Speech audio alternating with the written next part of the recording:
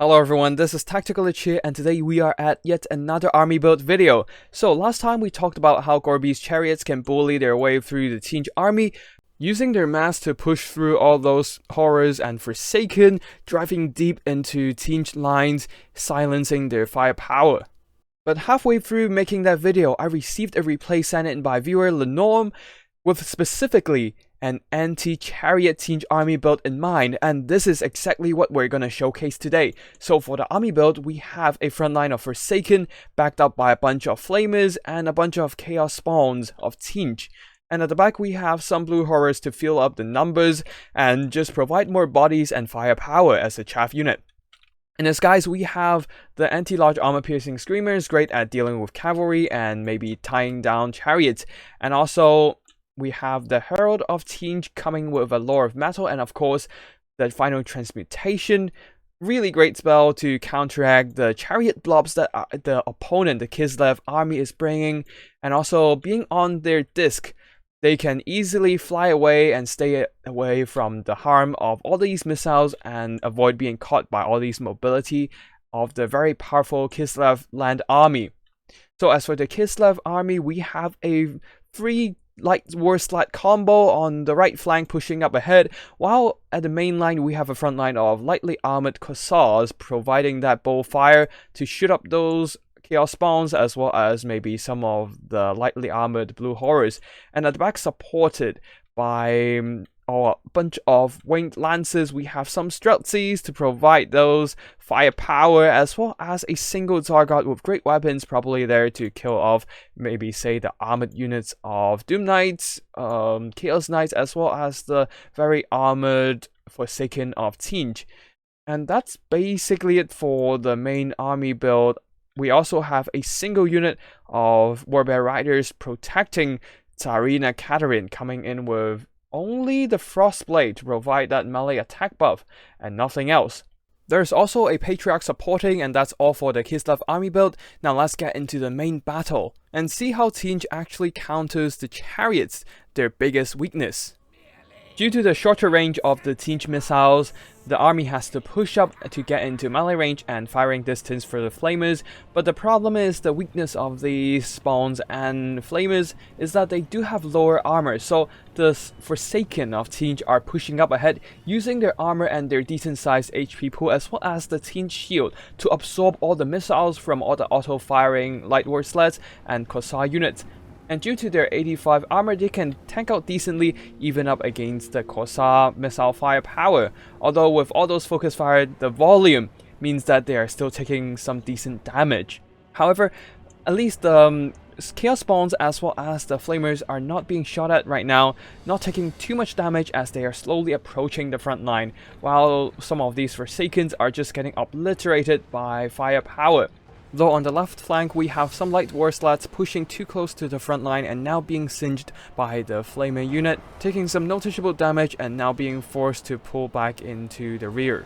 While the Flamers now finally getting into firing range will be switching their targets into the Kossars, trying to silence the Kislev missiles, as some of these Forsaken are now being absolutely destroyed, especially by the buffed up Tzar Guards with their Frostblade providing extra melee attack and weapon damage.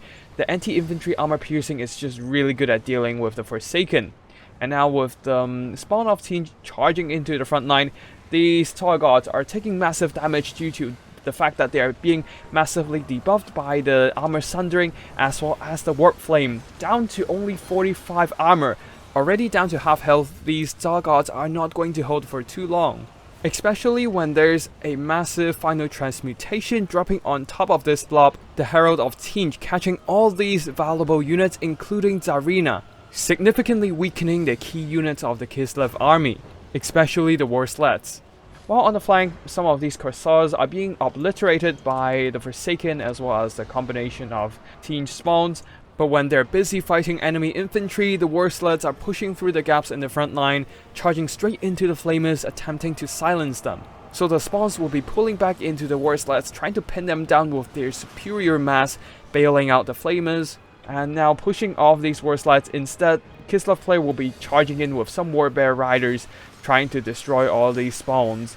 Still, Spawns being unbreakable will be holding the line, allowing the flamers to retreat back to safety and maybe turn around and start firing into all these warbear riders. And now the front line on the other flank is absolutely a mess, as the Warslad taking some damage throughout the whole combat, trying to charge through all these blobs of infantry and break apart the Tzeetch army. But with the cavalry support dwindling as well as the infantry buckling under the Forsaken, the Kislev whole army isn't exactly in the best condition. The Screamers are great at dealing with the cavalry due to their armor-piercing anti-large, and this is exactly what they did, routing off multiple Winged Lances unit. While some of the Blue Horrors are still extremely healthy, as the rest of the Kislev infantry are getting beaten up by all these Forsaken surging forward, taking down the light armored Cossars.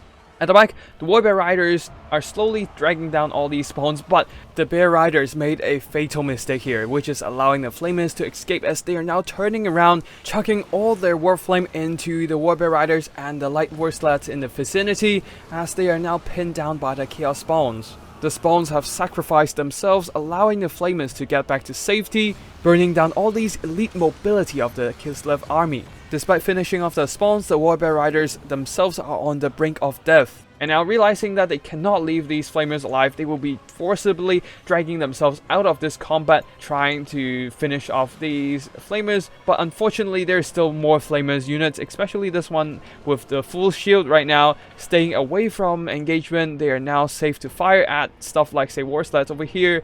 While on the Kislev flank, their missiles, the Streltsies, are not exactly having the best engagement, as there's no units to protect them anymore.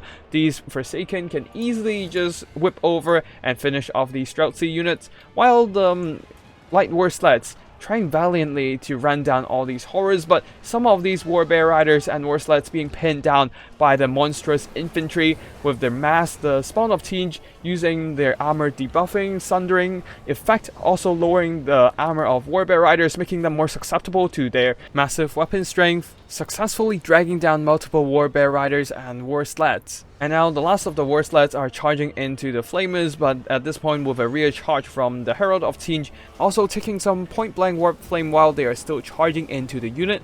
These light Warslat units have taken way too much damage in battle, and their leadership no longer holds. As soon as their unbreakable Power Blood effect is gone, they will be quickly routed. At an overview of the battlefield, there is basically no units for Kislev to pull back this game, as the Patriarch is already wavering, activating that Power Blood effect. The last of the Warslat only down to about 1k HP, even hit by a final transmutation covering the Patriarch as well. Army losses quickly bringing the defeat to Kislev, as Tzeetch ending the battle with one last bombardment spell.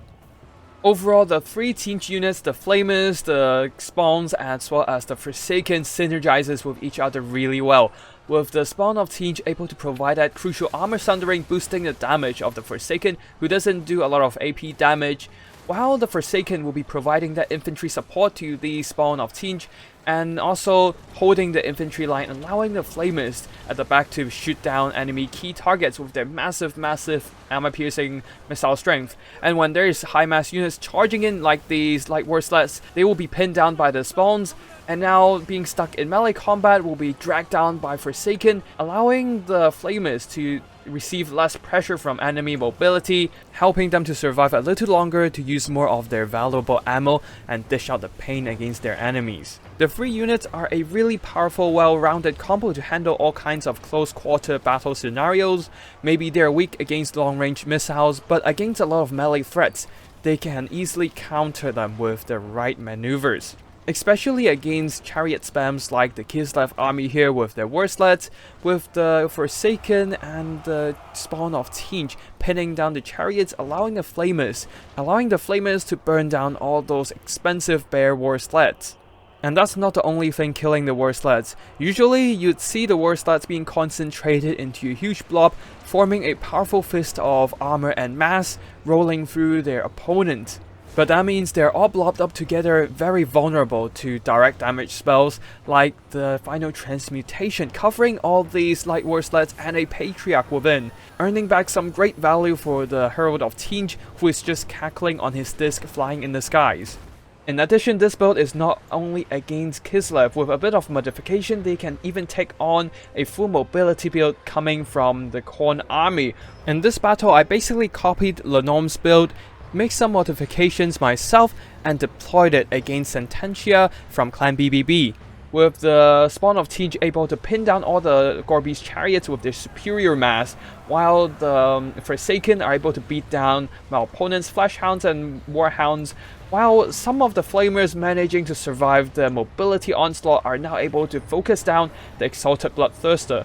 As my Spawn of Tzeetch are just using their unbreakable trait, sacrificing themselves on the line to hold down enemy units like these very elite Skull Crushers and other Gorbis chariots who are still trying desperately to plow through my front line, and I'm most certainly not giving them the chance right now. As for the leadership, we have changed it up quite a bit, from the Herald of Tzeetch into Karos Fate Weaver. With his pendulum regrowth as well as the damage resistance ability, he provides a lot more utility against the melee army of Khorne, who has spell resistance against the final transmutation. And with the high mass of spawns, even an Exalted Bloodthirster would be stuck in melee combat, allowing the Flamers to focus him down, while other more fragile units like say Karos Fate Weaver and Flamers can easily extract themselves away from melee combat. Even if my opponent brought a heavy infantry army with Khorne warriors, this build can still handle them pretty well with the armor-piercing fire from the Flamers, the armor sundering of spawns as well as the warp flame armor debuff. The Forsaken and the Spawn of Tzeetch can do some pretty decent damage even against the elite warriors of Khorne.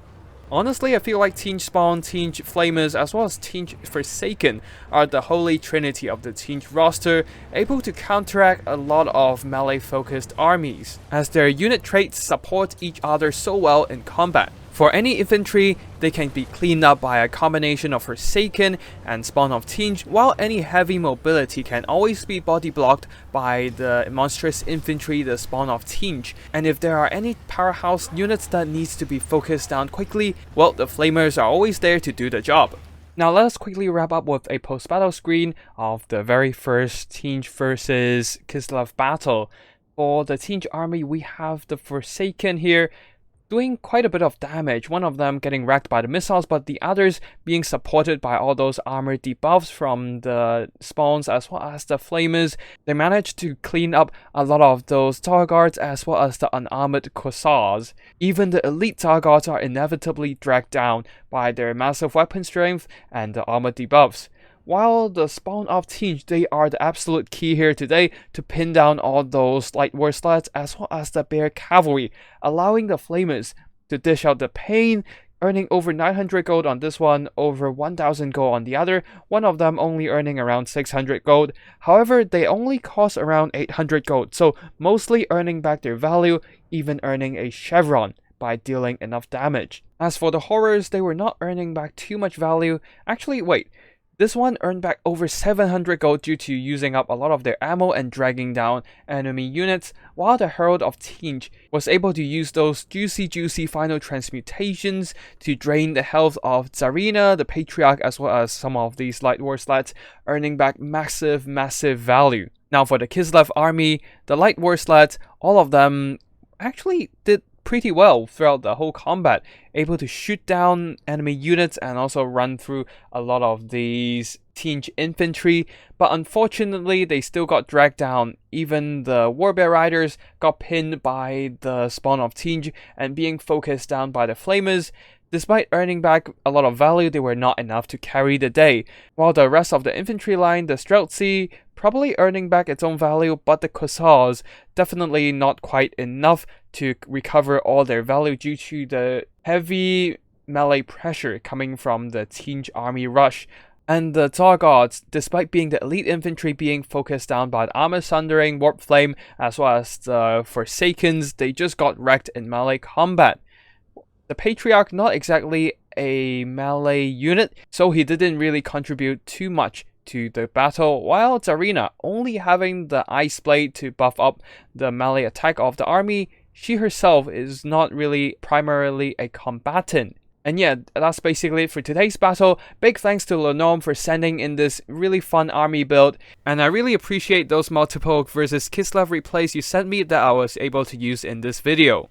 The army build itself is really powerful. I had a lot of fun using this army combo against the Khorne army in the previous replay, and I do believe that this is a really strong unit combination, a really strong build in a lot of situations, and has a lot of potential for even up against other factions with the flexibility of this unholy trinity of Flamers, Forsaken, as well as the Tzeetch spawns. GG to both players in this replay. I hope viewers you enjoyed this battle, and if you do, remember to hit the like and subscribe to get notified every time I upload a new video.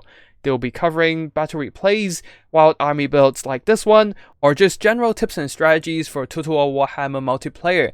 And if you have any replays or army builds that you want me to showcase, feel free to drop by my Discord or send me an email with the replay file attached. I'll be sure to check them out. And yeah, that's all for today. Thank you for watching, and I'll see you in the next one. Tzeetch, signing out.